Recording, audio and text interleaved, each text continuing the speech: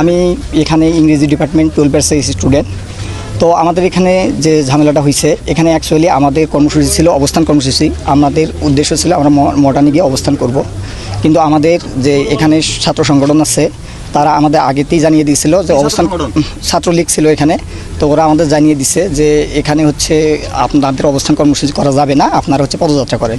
আমরা সেটাতে একমত হয়ে আমরা এখানে পদযাত্রা করার জন্য ইচ্ছুক ছিলাম, কিন্তু তারা পরবর্তীতে আমাদের আরও ফোর্স করে আমাদের যে সবার সাথে কথা ছিল আমরা হচ্ছে পদযাত্রা করে চলে আসব। কিন্তু আমাদের যখন ক্যাম্পাসের গেটে যখন চলে গেছে তখন ছাত্রলীগ সহ বাকি স্যাররা যারা আছে তারা আমাদের হচ্ছে বাধা প্রদান করছে। স্যাররা অ্যাকচুয়ালি যখন সামনে আছে তখন পিছন থেকে এবং তাদের যারা তৃতীয় পক্ষ ছিল তারা স্যারের ওপর আক্রমণ করে সেই দায় আমাদের সাধারণ শিক্ষার্থীদের উপর চাপানোর চেষ্টা করছে। এই রকম যে আন্দোলন থাকে সেই আন্দোলনগুলোতে বরাবরই ছাত্র তৃতীয় পক্ষ ঢুকে এবং সাধারণ শিক্ষার্থীদের উপর দায় চাপানোর চেষ্টা করে।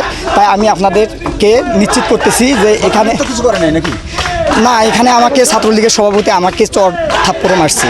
এখানে উনি আমাকে নিজে স্টিল আমাকে থাপ্পড় মারছে।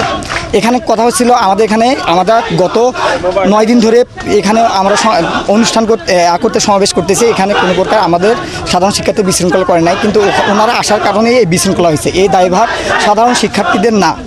আচ্ছা ঠিক, আরেকজন বলি, আরেকজন ভাই 1 মিনিটে দাবি বলেন তো এখন কি আমাদের কি করতে চান এটা একটু জানতে চাই।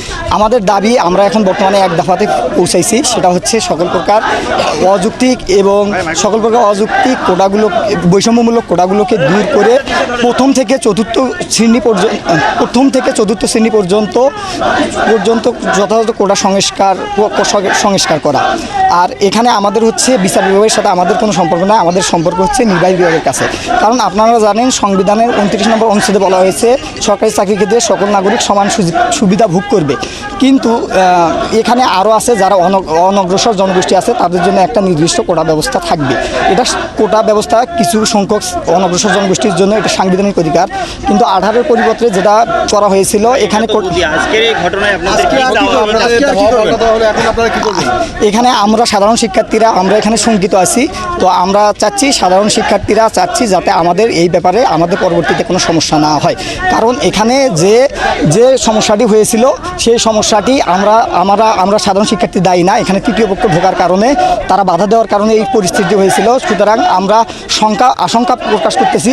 সুতরাং আমাদের আশঙ্কায় সারা বাংলাদেশের শিক্ষার্থীরা একমত প্রকাশ করবে বলে আমি